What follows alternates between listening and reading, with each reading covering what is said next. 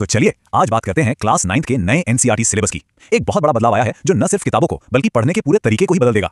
हाँ, तो अगर कोई ये सोच रहा था कि चलो बड़े भाई बहन की पुरानी किताबों से काम चल जाएगा, तो वो प्लान अब कैंसिल, क्योंकि बात सिर्फ सिलेबस बदलने की नहीं है, पूरी की पूरी किताबें ही नई आने वाली हैं। अच्छा, तो चलिए अब इसमें थोड़ा और गहराई से उतरते हैं। सबसे पहले ये समझते हैं कि सब्जेक्ट्स को ऑर्गेनाइज करने का तरीका कैसे बदला गया है। तो अब पूरे सिलेबस को 3 पार्ट्स में डिवाइड कर दिया गया है। पार्ट ए में भाषाएं, पार्ट बी में अपने कोर सब्जेक्ट्स जैसे साइंस, मैथ्स, एसएसटी, और हाँ, एक नया पार्ट सी भी है जो है ओवरऑल डेवलपमेंट के लिए।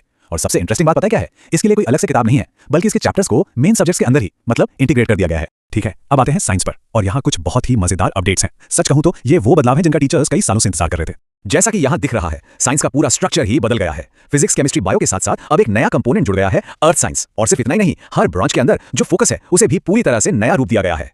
ये स्लाइड नई सोच को बहुत अच्छे से दिखाती है। देखिए, ग्रेविटेशन जैसा टॉपिक जो आगे जाके क्लास 11 में वैसे भी डिटेल में पढ़ना ही है, उसे हटा दिया और उसकी जगह क्या आया? सिंपल मशीन्स, मतलब पुली, लीवर, ऐसी चीजें जिनका असल जिंदगी में इस्तेमाल होता है। फोकस अब प्रैक्टिकल नॉलेज पर है। केमिस्ट्री में भी यही प्रैक्टिकल अप्रोच दिख रहा है। सेपरेटिंग टेक्निक्स वाला चैप्टर जो बहुत काम का था, वो वापस आ गया है। और तो और आयोनिक कंपाउंड्स जैसा टॉपिक जो पहले क्लास 10th में था, उसे अब क्लास 9th में ही इंट्रोड्यूस कर दिया गया है, ताकि बेसिक्स पहले से ही मजबूत हों।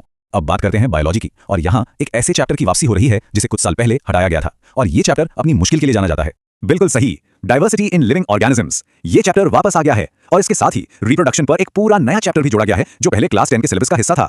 और हाँ, वो जो नया अर्थ साइंस कंपोनेंट जोड़ा गया है वो क्या है? इसे ईवीएस का एक एडवांस्ड वर्जन समझ सकते हैं। इसमें पृथ्वी को एक सिस्टम के तौर पर देखा जाएगा, मतलब water cycle, nitrogen cycle, solar radiation, EM spectrum, ये सब कुछ इसमें कवर होगा। और इसके लिए कोई अलग किताब नहीं है, ये साइंस की किताब में ही नए चैप्टर्स के तौर पर आएगा।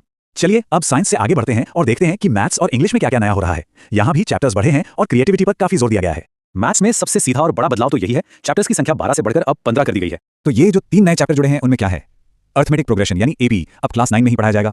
लीनियर इक्वेशंस में ग्राफ्स की वापसी हुई है, और पॉलिनोमियल जैसे बड़े चैप्टर को 2 हिस्सों में तोड़ दिया गया है ताकि उसे समझना आसान हो। इंग्लिश में भी एक बड़ा बदलाव है, बीहाइव और मोमेंट्स, ये दोनों किताबें अब नहीं होंगी। इनकी जगह सिर्फ एक किताब आएगी जिसका नाम है कावेरी।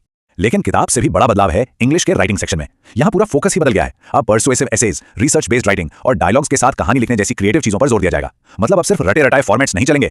और अब आते हैं उस सब्जेक्ट पर जिसमें शायद सबसे ज्यादा और सबसे बड़े बदलाव हुए हैं, सोशल साइंस। ये लाइन अब भारत का इतिहास पढ़ने का समय है, इस बदलाव की पूरी फिलॉसफी को बता देती है।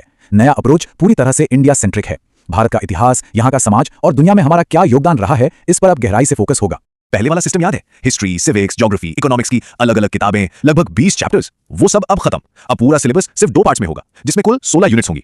और इन यूनिट्स में टॉपिक्स भी बहुत दिलचस्प हैं। एक तरफ हड़प्पा सभ्यता और वैदिक काल जैसे प्राचीन इतिहास को जगह मिली है, तो दूसरी तरफ इकोनॉमिक्स में laws of demand and supply जैसे कॉन्सेप्ट्स भी हैं। इतना ही नहीं, मैथ्स और मेडिसिन में भारत के योगदान और फाइनेंस को कैसे मैनेज करें, ये सब भी अब सिलेबस का हिस्सा है। तो इन सारी डिटेल्स को देखने के बाद सवाल ये उठा है कि इसका मतलब क्या है? मतलब ये जो पूरा करिकुलम बदला गया है, इसकी बड़ी तस्वीर क्या है? तो देखिए, इस नए करिकुलम की फिलॉसफी कुछ इन पिलर्स पर टिकी है।